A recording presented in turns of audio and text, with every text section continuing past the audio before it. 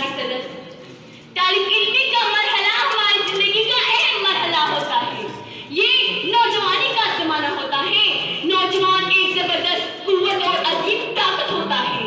اس عظیم طاقت کو خود کو پروان چڑھانا چاہیے، نہ کہ کمزور گرانا اور ضائع کرنا۔ جناب صدر، طالب علم کی اولین ذمہ داری حصول علم ہے کہ علم سے قوم و ملت کے حال و استقبال کو نکارے، سنوارے اور جلا بخشے۔ جناب صدر، ایک مرتبہ حضرت امام ابو حنیفہ رحمۃ اللہ علیہ سے کسی نے سوال کیا کہ بیمہ بلختہ ماں بلختہ، کہ بیمہ بلختہ ماں بلختہ، یعنی آپ نے یہ منزل اور عظیم مقام کیسے پایا؟ تو انہوں نے جواب دیا کہ میں نے علم سیکھنے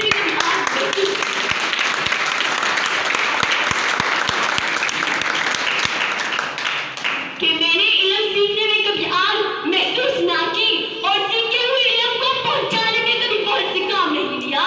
بقول شاعر، منزل سے آگے بڑھ کر منزل تلاش کر، منزل سے آگے بڑھ کر منزل تلاش کر، مل جائے تجھ کو دریا سمندر تلاش کر، مل جائے تجھ کو دریا سمندر تلاش کر۔ جناب صدر، اس امر سے بات سامنے آتی ہے کہ طالب علم کی اولین ذمہ داری حصول علم ہے۔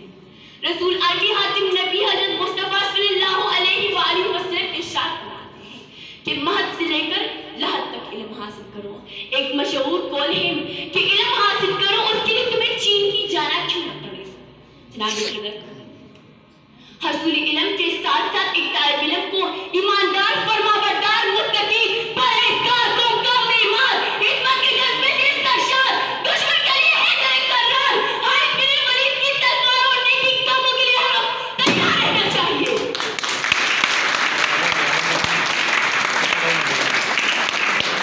یہ عالم، یہ بتھانا چشم گوش، یہ عالم، یہ بتھانا چشم گوش، جہاں زندگی ہے فقط اردنوش، تیری ہاں کی اس حقدہ سے تیری ہاں کی اس حقدہ سے نہیں، جہاں تجھ سے ہے تو جہاں سے نہیں۔ ہر ایک منتظر تیری الغار کا، ہر ایک منتظر تیری الغار کا، تیری شوق پہ بغیر گائے کا۔ جناب صدر، لیکن یہاں تو الٹا دلتا کہتا ہے میرے سامنے جو طالب علم ہے اپنی ذمہ داریوں سے بے خبر، علم کی قدر سے نا آشنا، عزم و ہمت سے بیگانہ، صحیح بعمل سے بے پرواہ، رسم حیات سے پائے حیات سے زیادہ، عشق و نشاط کے طلبگار، دل گرفتہ و دل فگار، جن کے دل پہ فیس بک اور رات پب جی میں بجٹ بجائے پتنگ اڑائے، صرف خواب دیکھے فقط خواہش کرے۔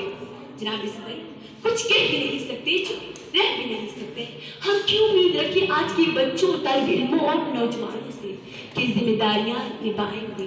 ہم وہاں ہیں جہاں سے ہم کو کچھ ہماری خبر نہیں آتی، ہم وہاں ہیں جہاں سے ہم کو کچھ ہماری خبر نہیں آتی۔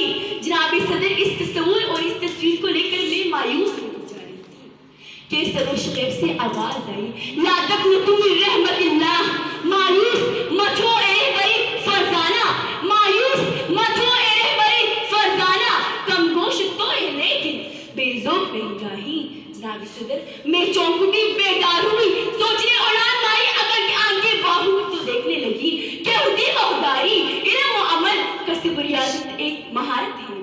جو بھی اس راز کو پائے گا سمجھو مراد پائے گا، نگاہیں بلند ہوگی، ریاضت عطا ہوگی، خودی تو ایک بصارت ہے، جس کو نصیب ہوئی حقیقت پائے گا۔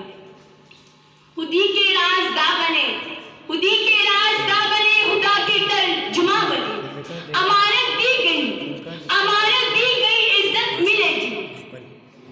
خودی کی حلوتوں میں مصطفائی، خودی کے حلوتوں میں مصطفائی، خودی کے جلوتوں میں کبریائی، زمین آسمان کرسی و عرش، خودی کی عزت میں ہے ساری خدائی، خودی کی عزت میں ہے ساری خدائی۔ جناب صدر، آج میں اپنی تقریر کو ان اشعار میں سے سمیٹ کر چاہوں گی۔ شرابے کہن پھر پلا ساکیاں، شرابے کہن پھر پلا ساکیاں، وہی جام گردش ملا ساکیاں، مجھے عشق کے پر لگا کر اڑا، مجھے عشق کے پر لگا کر اڑا، میری ہاتھ جگنو بنا کر اڑا، ہرت کو غلامی سے آزاد کر، ہرت کو غلامی سے آزاد کر، جوانوں کو پیروں کو استاد کر۔ آپ کی سماعت